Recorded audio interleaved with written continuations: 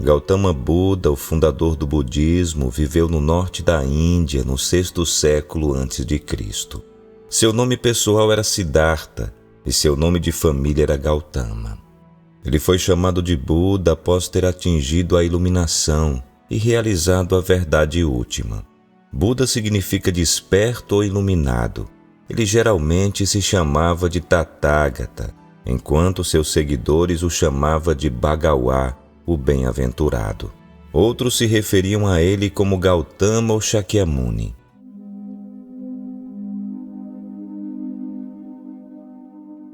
Ele nasceu como um príncipe que parecia ter tudo.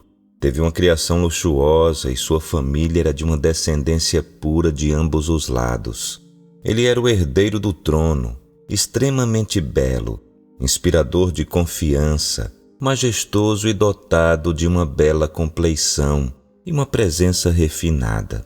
Aos 16 anos casou-se com sua prima Yashodhara, majestosa, serena e plena de dignidade e graça. Apesar de tudo isso, o príncipe Siddhartha se sentia preso no luxo como um pássaro em uma gaiola de ouro. Durante as visitas fora do palácio, ele viu aquilo que foi conhecido como os 4 sinais, isto é, um homem velho, um homem doente, um homem morto e um santo recluso. Quando viu os sinais um após o outro, a compreensão veio a ele de que a vida está sujeita ao envelhecimento e à morte. Ele perguntou: qual reino da vida no qual não há nem velhice nem morte? O sinal do recluso que estava calmo por ter abandonado a ânsia pela vida material deu a ele a indicação de que o primeiro passo em sua procura pela verdade deveria ser a renúncia. Isto significava compreender que as posses materiais não poderiam trazer a felicidade última que as pessoas ansiavam. Determinado a encontrar o caminho para fora desses sofrimentos universais, ele decidiu abandonar o lar e encontrar a cura não somente para si, mas para toda a humanidade.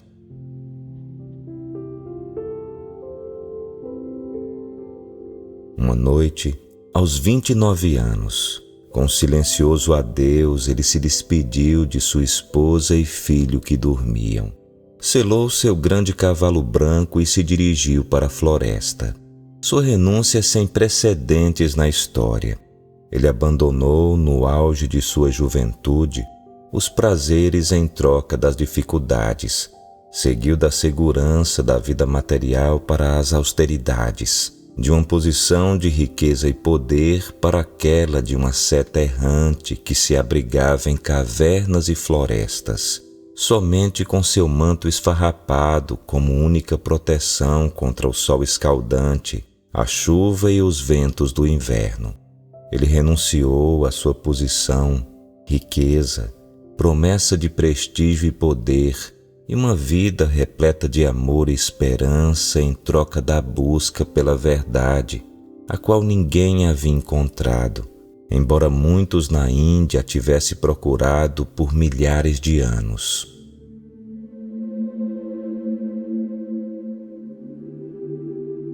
Por 6 longos anos ele se dedicou a encontrar a verdade. Qual a verdade que buscava? Era entender verdadeiramente a natureza da existência e encontrar a felicidade derradeira e imutável. Estudou sob os mais proeminentes mestres da época e aprendeu tudo que tais professores religiosos podiam lhe ensinar. Quando descobriu que não podiam ensinar aquilo que estava buscando, ele decidiu encontrar a verdade por seus próprios esforços. Um bando de ascetas se juntou a ele e juntos praticaram severas austeridades na crença de que se o corpo fosse torturado, então a alma seria liberta do sofrimento.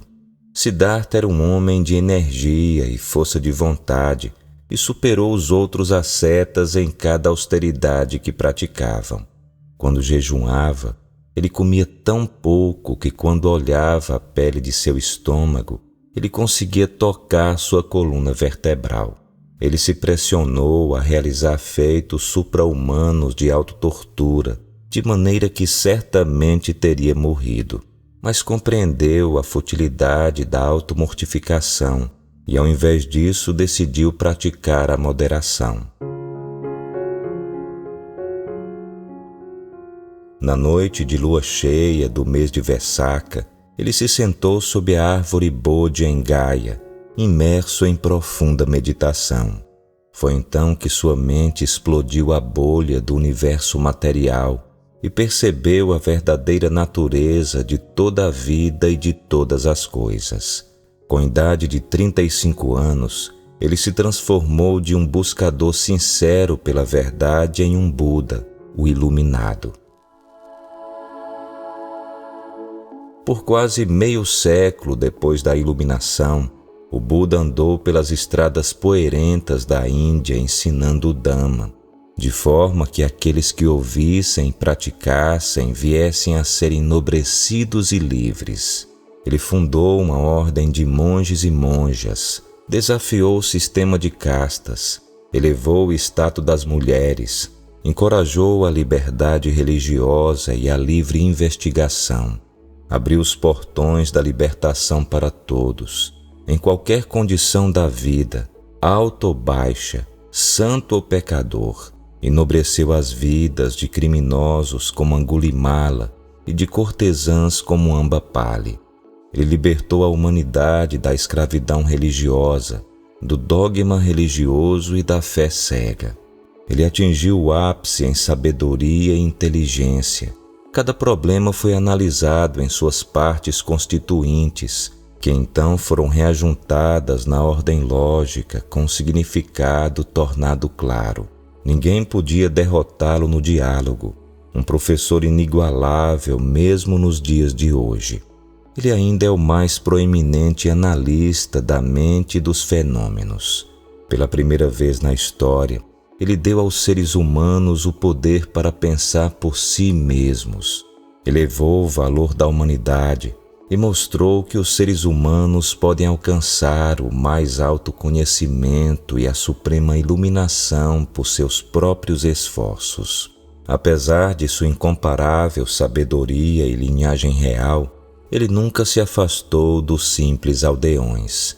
Distinções superficiais de classe e casta significavam pouco para ele. Ninguém era tão pequeno ou baixo para que ele não pudesse ajudar. Frequentemente, quando uma pessoa sem casta, pobre e rejeitada, vinha até ele, seu respeito próprio era restaurado e sua vida era transformada de ignóbil para de um nobre ser. O Buda era pleno de compaixão e sabedoria, conhecedor de como e do que ensinar aos indivíduos de acordo com seu nível de entendimento. Ele era conhecido por ter andado longas distâncias para ajudar uma única pessoa, a fim de mostrar para ele ou ela o caminho correto. Ele era carinhoso e dedicado aos seus discípulos, sempre perguntando a respeito de seu bem-estar e progresso. Quando residia no mosteiro, ele visitava diariamente os lugares onde os doentes ficavam. Sua compaixão pelos doentes pode ser notada por meio de seu conselho: quem cuida do doente, cuida de mim. O Buda manteve a ordem, a disciplina com base no respeito mútuo. O rei Pasenadi não podia entender como o Buda mantinha tal ordem e disciplina na comunidade dos monges, enquanto ele, um rei com o poder de punir, não conseguia fazê-lo em sua corte. O método do Buda era o de fazer com que as pessoas agissem a partir de um entendimento interior, ao invés de fazê-las se comportar pela imposição de leis e ameaçá-las com punições. Muitos poderes milagrosos foram atribuídos a ele, mas ele não considerava qualquer tipo de poder sobrenatural algo de importância. Para ele, o maior milagre era explicar a verdade e tornar uma pessoa cruel em alguém bondoso por meio da compreensão. Um professor com profunda compaixão, ele sentia o sofrimento da humanidade e estava determinado a libertar as pessoas de seus grilhões por meio de um sistema racional de pensamento e um modo de vida. O Buda não afirmava ter criado condições mundanas, os fenômenos universais ou a lei universal que chamamos de Dhamma. Embora descrito como Lokavidu ou conhecedor dos mundos, ele não era considerado o exclusivo guardião da lei universal. Ele livremente reconhecia que o Dhamma, juntamente com o funcionamento do cosmos, é atemporal. Não tem criador e é independente no sentido absoluto. Cada coisa condicionada que existe no cosmos é sujeita à operação do Dhamma.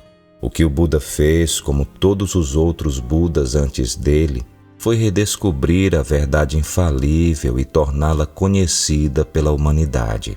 Descobrir a verdade, ele também descobriu os meios pelos quais alguém poderia de forma derradeira se libertar da sujeição ao ciclo infindável do condicionamento com os malefícios que o seguem.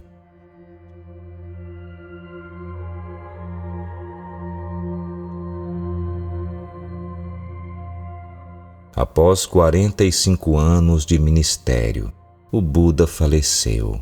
Atingiu Parinibbana, com a idade de 80 anos no local chamado Kusinara, deixando para trás numerosos seguidores, monges e monjas, e um vasto tesouro de ensinamentos do Dhamma.